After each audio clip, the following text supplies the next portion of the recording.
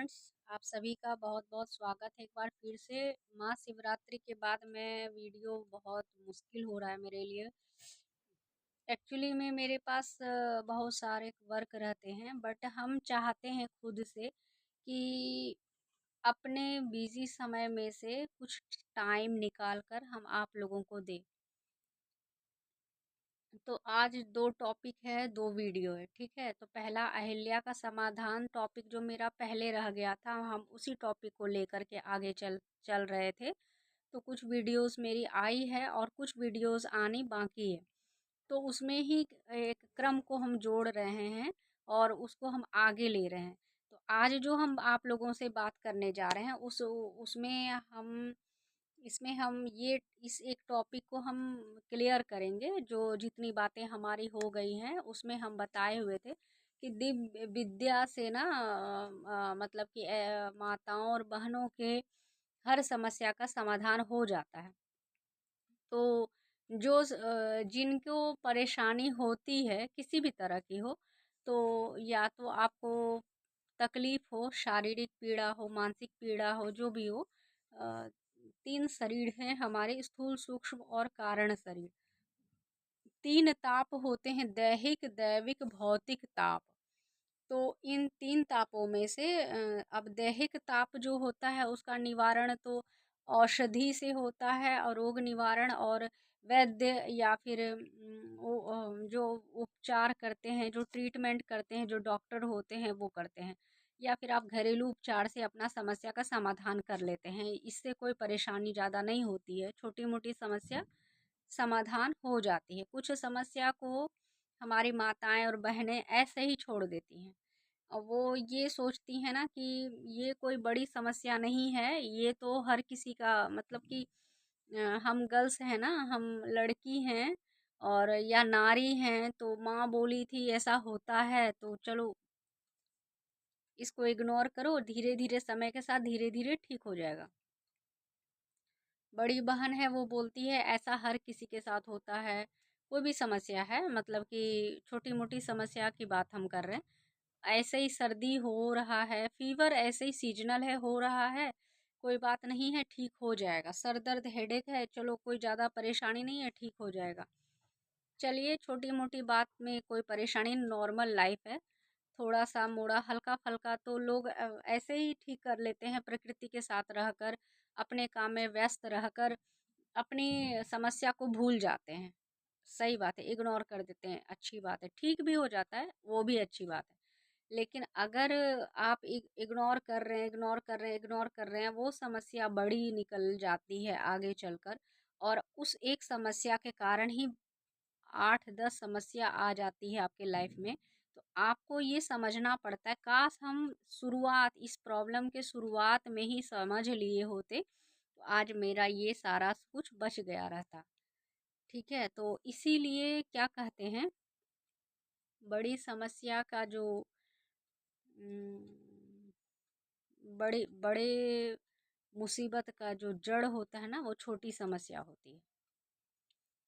तो हम बड़ी मुसीबत को ना झेलें, इसके लिए हम हर अपने एक्टिविटीज़ पे, अपने मित्र पे, अपने रिलेशन वाले लोगों पे, दूर के रिश्तेदार पे, उन सब पे पैनी नज़र रखनी पड़ती है।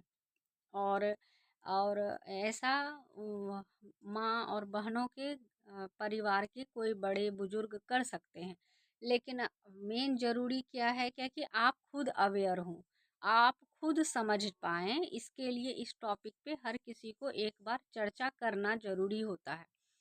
तो हम ये बात कर रहे थे, इसमें आपको क्या ध्यान रखना है कि आपको अपनी समस्या के समाधान के लिए ज्ञान का अर्जन करना कभी रोकना नहीं चाहिए।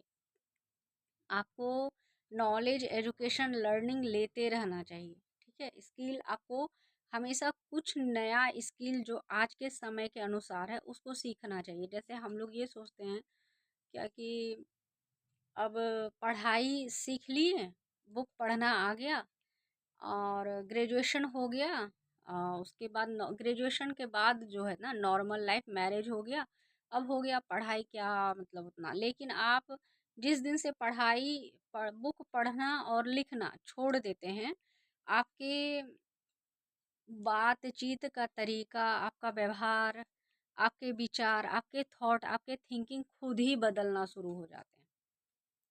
आप चेंज होना शुरू हो जाते हैं। आप पहले अपने आप को देखेंगे, शुरुआत में अपने आप को देखेंगे कि हम शुरुआत में जब हम पढ़ाई कर रहे थे उस टाइम में हम कैसे थे। ये देखो कितने अवेयर हैं, हर चीज़ का नॉलेज है। और जब हम पढ़ाई बंद कर दी और घर में हैं और मेरा गृहस्थ शुरू हो गया है, तो ये मेरे क्या मतलब हमारे ही परिचित और पड़ोसी रिश्तेदार और हमारे मित्र मंडली ही हमें बताती हैं कि आप पहले से बदल गए हैं। आप अपने दैनिक क्रम जीवन में इतने व्यस्त हो जाते हैं, मन खो जाते हैं अपनी दुनिया में। हम जो इन्वायरमेंट वातावरण जो देखते हैं हम खुद तैयार करते हैं। हम जिस वातावरण में रहते हैं हमें उस वातावरण में रहने के बाद खुद पे ध्यान हमारा बहुत कम जाता है। ठीक है फ्रेंड्स, तो हमारा हमारे ऊपर ही ध्यान नहीं रहता है और हम अपने आप से ही हमारा ध्यान हट जाता है। जब ध्यान आपका कहीं मतलब एक ध्यान एक वर्ड है, इस टॉपिक पे हम बाद में बात करेंगे। बहुत अच्छा टॉपिक है, ये बहुत बड़ा टॉपिक है। ध्यान, ध्यान के बारे में बाद में बात करेंगे। लेकिन अभी जो टॉपिक हम लिए उस टॉपिक पे बात करेंगे कि बहुत सारे माताएं बहनें हैं जो वीडियोस देखती हैं और उनसे कुछ लर्निंग लेती हैं, कुछ सीखती हैं। उनको कुछ जीवन में कुछ मतलब उनके जीवन में कुछ मतलब उनको ज्ञान का कुछ प्रकाश मिलता है। चाहे थोड़ा ही मिलता है, चाहे उतना, तो हम अपनी बड़ाई नहीं कर रहे हैं। मित्र की हमें बहुत ज्ञान का भंडार मिल गया है। जो बहुत बड़े विद्वान होंगे ना, आदि शंकराचार्य मठाधीश जो रहते हैं, जो मंच पे उनको बैठाया जाता है, वो भी बोलते हैं कि हमारा ज्ञान अभी भी कम है। मुझे ऐसा लगता है कि हमें और सीखना चाहिए। ज्ञान के सागर में डूबने के बाद उसमें से कुछ मोती अगर किसी को मिल जाता है तो उसको ये नहीं समझना चाहिए कि वो बहुत बड़े विद्वान बन गए। हमें ज्ञान का कोई मोती नहीं मिला है मित्र। बस हम मदद करना चाहते हैं। हम जिस तरह से अपनी लाइफ को सही किए हैं और हमारी जो समस्या रही है उसका समाधान हम जैसे किए, तो मुझे ऐसा लगा कि अगर ये समस्या सिर्फ मेरी नहीं है, ये हर माँ बहन बेटी की आज के टाइम में समस्या है। तो मुझे ये अनुभव हुआ या प्रेरणा मिली गुरुदेव माता जी की कि आपने को तो समाधान मिल गया और आपने अपनी समस्या का समाधान कर लिया। कुछ हमारी कृपा हो गई, कुछ मेरे परिवार के लोगों का सहयोग था, कुछ हमारे पड़ोसी, हमारे अपने जितने लोग हैं, हमारे जान पहचान के, उन सब के सहयोग से हुआ या फिर हमारे एफर्ट्स से हुआ, पता नहीं, ये सबके मिले सहयोग से हुआ। और हम अपने समस्या का, अपने लाइफ के 80% समस्या का समाधान खुद से ही किए। 20% समस्या का समाधान हमारे रिलेशन वाले लोगों ने किया है, परिवार वाले लोगों ने, तो हमारे जान पहचान वाले लोगों ने, दोस्तों ने भी किया है। दोस्त हमारे बहुत मदद करते थे। एक समय में हमें दोस्तों की बहुत सहायता मिली है। एक समय ऐसा था कि हम मित्र मंडली से घिरे हुए रहते थे और हमें इतने ही हमारे दोस्त थे कि सारे लोग परेशान हो जाते थे, इसके फ्रेंड्स इतने कहाँ से आते हैं। और वो कहाँ से आते थे किसी को नहीं पता है, इतने सारे, मतलब ग्रुप ऐसा था हमारा। वो ग्रुप मेरा बना हुआ नहीं था, वो बन जाता था ग्रुप। तो इसमें मेरी, हमें क्या पता, अब किसी को हमारी इतनी बातें अच्छी लगती है, हम अच्छे लगते हैं, तो हमारी मित्रता हो जाती है। और हमारे फ्रेंड्स में एज की दीदी लोग रहती थी, अधिक एज की दीदी लोग आज भी हैं। हमारी जो दोस्ती हुई है वो मैरिड मैरिड हाउस वाइफ सब बहुत अपने अपने लेवल में बहुत अच्छे अच्छे इसमें हैं। बट वो हमारे से बड़ी है, पर हमारी मित्र हैं। अब क्या कर सकते हैं, सबकी मित्रता सब तरह से होती है। तो हम बात कर रहे थे अहिल्या का समाधान में वो क्या नाम है, विद्या की। तो विद्या में क्या विद्या आ गई थी, एक विद्या होती है बला और एक अति बला विद्या होती है, जो भगवान श्री राम को उनके गुरुदेव से मिला था। बला विद्या क्या होती है? संसारिकता का ज्ञान। और अति बला मतलब होता है, मीन्स होता है कि आपको ब्रह्मांड का ज्ञान, मतलब कि सूक्ष्म जगत का ज्ञान, स्थूल जगत और सूक्ष्म जगत। सावित्री और गायत्री इसको कहा जाता है। सावित्री मीन्स आपके आंख से दिखने वाले संसार, और माता गायत्री मीन्स होता है ब्रह्मांड, यूनिवर्स। वो क्या नाम कहते हैं उसको, ग्रह नक्षत्र। चालीसा में है ना, ग्रह नक्षत्र ब्रह्मांड घनेरे सब गतिमान तुम्हारे प्रेरे। तो उसमें ही ये कहा जाता है कि माता, उनका वो है एक बला और एक अति बला के नाम से, प्राचीन काल में उनको वो ये नाम था उनका। तो बला विद्या क्या होती है? संसार। संसार क्या होता है? सावित्री माता क्या होती है? अब आप जिस संसार में रहते हैं, आपको वहाँ का ज्ञान, उस संसार का ज्ञान नहीं हो तो आप वहाँ रह नहीं पाएंगे।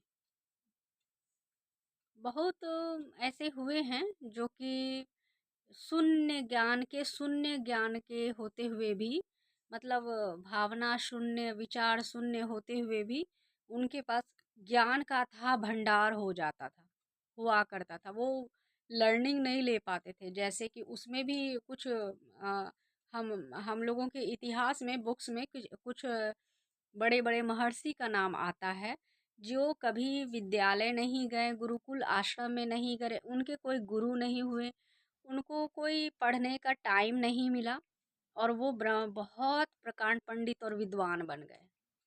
तो क्या हुआ, उनको कहीं से कुछ ज्ञान की कुछ बातें उनके कान में गई, और वो उसी बात को, एक बात को ऊपर पूरा मतलब सोचते सोचते, रटते रटते रटते, सोचते सोचते सोचते सोचते वो क्या हो गए?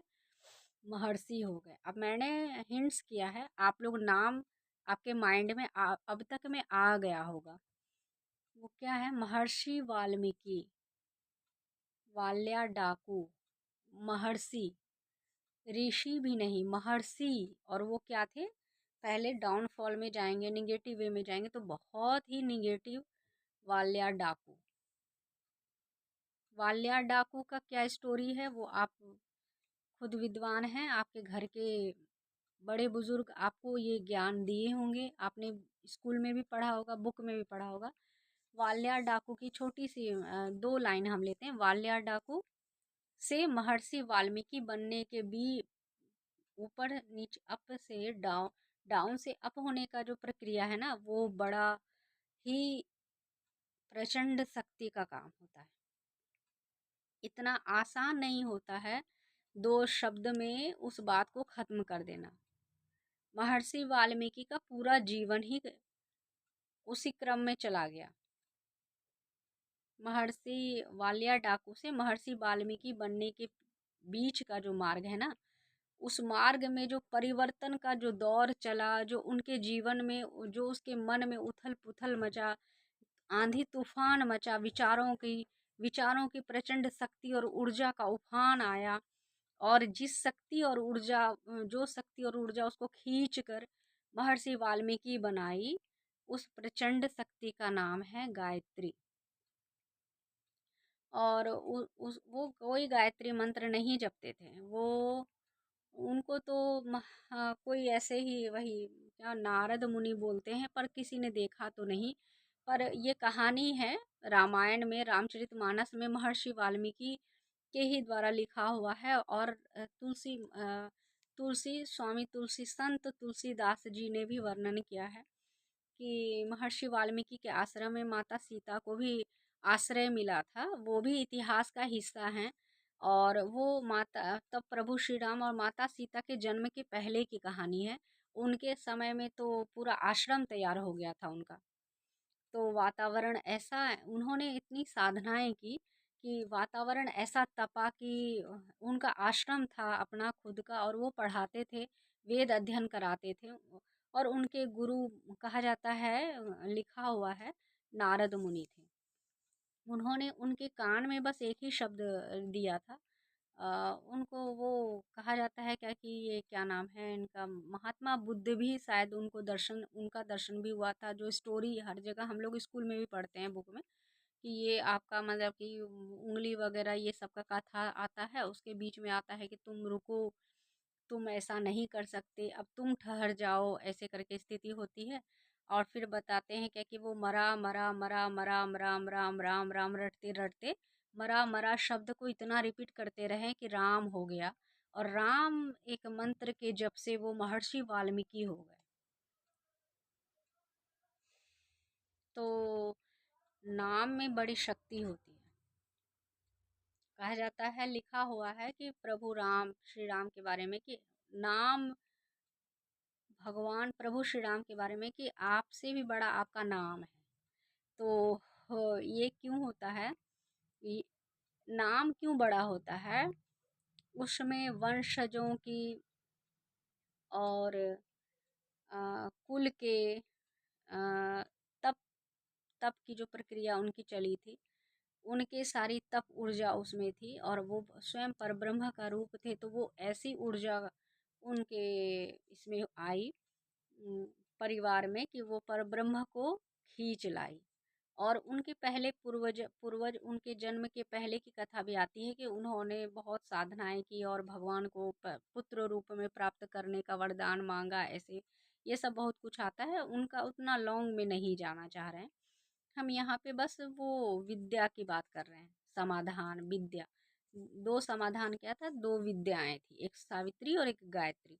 तो सावित्री में क्या आता है आपको, हम कोई मंत्र नहीं बताना चाह रहे हैं, क्योंकि मंत्र वाले टॉपिक पे आप जाएंगे तो बहुत वो एक अलग ही नॉलेज है, उसमें हम लोगों को नहीं फंसना है। ये मंत्र करना चाहिए, ये नहीं करना चाहिए, ये सुबह में करना चाहिए, रात में, कोई ज़रूरी नहीं है। ठीक है। आपको साधना ही अगर करना है तो जीवन देवता की साधना आराधना, जो गुरुदेव ने की एक बुक मैंने पढ़ी है, जीवन देवता की साधना आराधना, बड़ी अच्छी बुक है, पतली सी बुक है। और उस बुक का जो नॉलेज है वो हम जीवन में कभी नहीं भूल सकते हैं। लेकिन शुरुआत जो उसका टॉपिक है ना, जीवन देवता की साधना आराधना, बस वही मेरे दिमाग में हंट कर गया।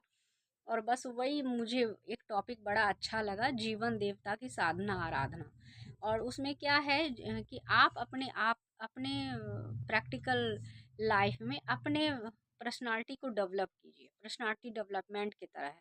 लेकिन वो बुक की जो स्टो मैंने वो मतलब कि हिंदी वर्ड्स हैं, वो बड़े बड़े वर्ड्स हैं, तो वो थोड़ा बहुत लोगों को समझ में नहीं आता है। बहुत लोग पूछते हैं कि इसका मीनिंग क्या है, तो इसलिए हम इसको क्लियर कर लेते हैं।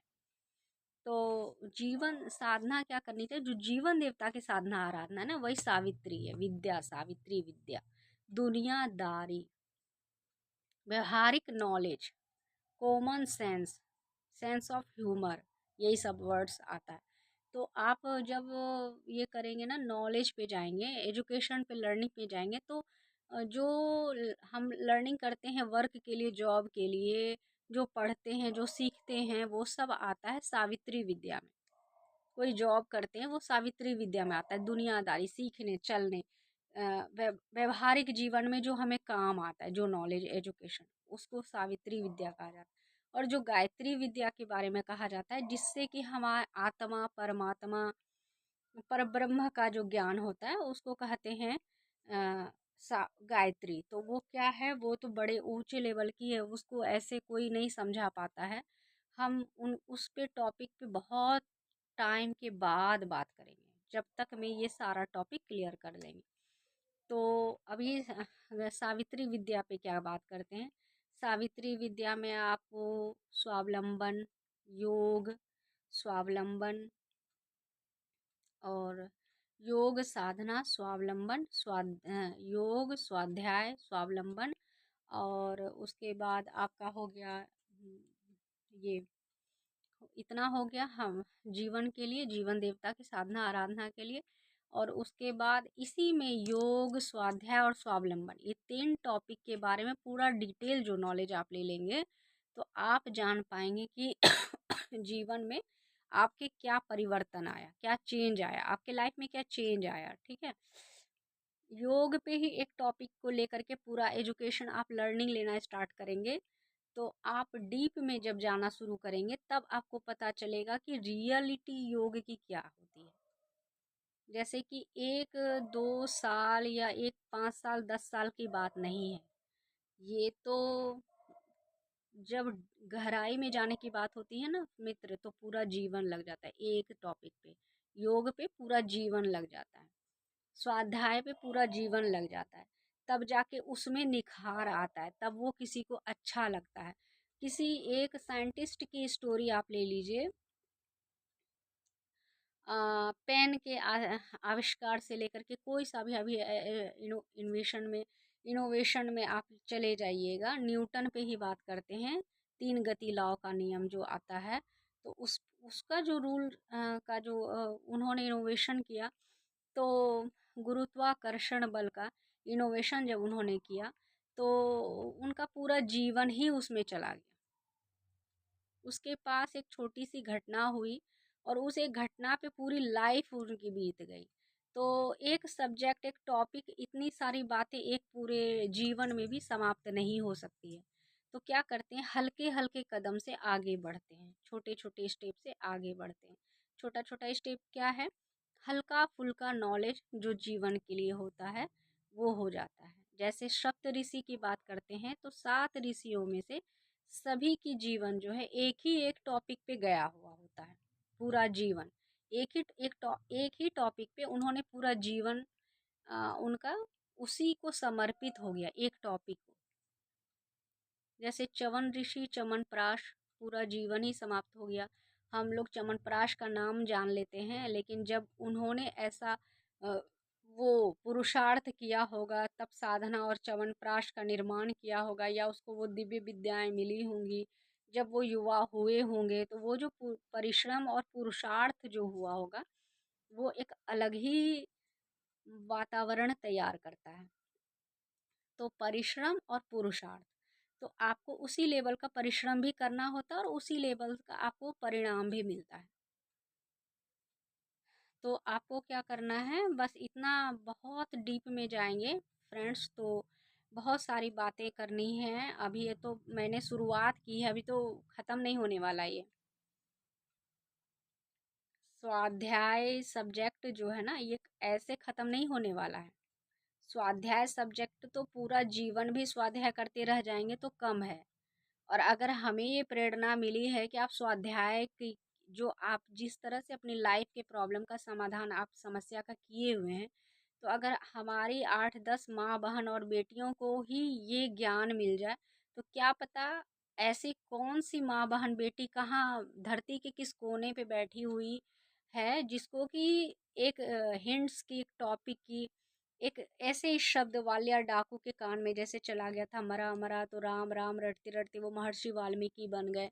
तो क्या पता मेरे एक वर्ड, एक टॉपिक किसी के कान में हंट करे, और वो भी वैसे ही रटते रटते उसी एक टॉपिक पे रिसर्च करते करते करते करते उसके माइंड पे वो जाते जाते रिपीट रिपीट रिपीट होते होते, क्या पता वो भी ऋषि महर्षि परम हंस परमहंस पता नहीं क्या क्या बन जाए। तो इसीलिए इस टॉपिक को हम बंद तो नहीं करेंगे, ठीक है। और ये बंद होने वाला भी नहीं है। अगर हम नहीं करेंगे तो कोई और करेंगे, गुरुदेव प्रेरणा देंगे, वो कोई भी कर सकते हैं, वो किन्हीं से भी काम करा सकते हैं। उनकी मर्जी है, वो किसी को भी चला लेंगे। वो हमें चला रहे हैं, वो आपको चला रहे हैं, और वो सभी को चलाते हैं, तो वो चलाएंगे। और वो जिनको प्रेरणा देंगे, वो 8 साल की बच्ची रहे या 28 साल की विवाहित या अविवाहित महिला रहे, या फिर हम्म, वो एक कन्या रहे, या ब्रह्मवादिनी दीदी की तरह रहे, या फिर वो बिल्कुल इलिटरेट पर्सन रहे, उनको गुरुदेव प्रेरणा दे दे, उनको उनके सर पे ऐसे ऐसे ऐसे फेर करके बोल दे बेटा बोलो, वो कुछ भी कर सकते हैं, उनके हाथ में है। तो उनकी शक्ति को, गुरु की शक्ति को कम में तौलना नहीं चाहिए, ठीक है। गुरुदेव की शक्ति को कम में तौलने वाले अच्छे अच्छे आए और चले गए।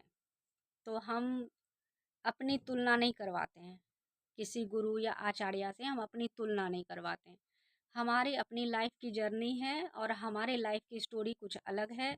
हमारा एम और लक्ष्य भी कुछ अलग है, और हमारा वर्क भी कुछ अलग, बिल्कुल डिफरेंट है, और बिल्कुल यूनिक टाइप का है, चेंज। अब पता नहीं क्यों है ऐसा, विचित्र चित्र विचित्र ऐसा क्यों है? ये तो पता नहीं, बट ऐसा ही है, जो है यही है। जैसे बोलते हैं ना भैया जी, जो है बस यही है। तो जो है बस यही है, बट है, ठीक है और होगा और रहेगा, ठीक है ना। आज तक किसी को इतनी हिम्मत और क्षमता हुई है कि वो किसी गुरुदेव के बच्चे को रोक ले, ना और किसी के रोकने से रुका नहीं है और ना रुकेगा। और जिसकी प्रेरणा हुई है वही सुरक्षा करेगा। तो आप सबका मेरा बहुत बहुत धन्यवाद हृदय से। आप सबको हमारे वीडियो से कुछ ज्ञान प्रकाश मिल रहा है।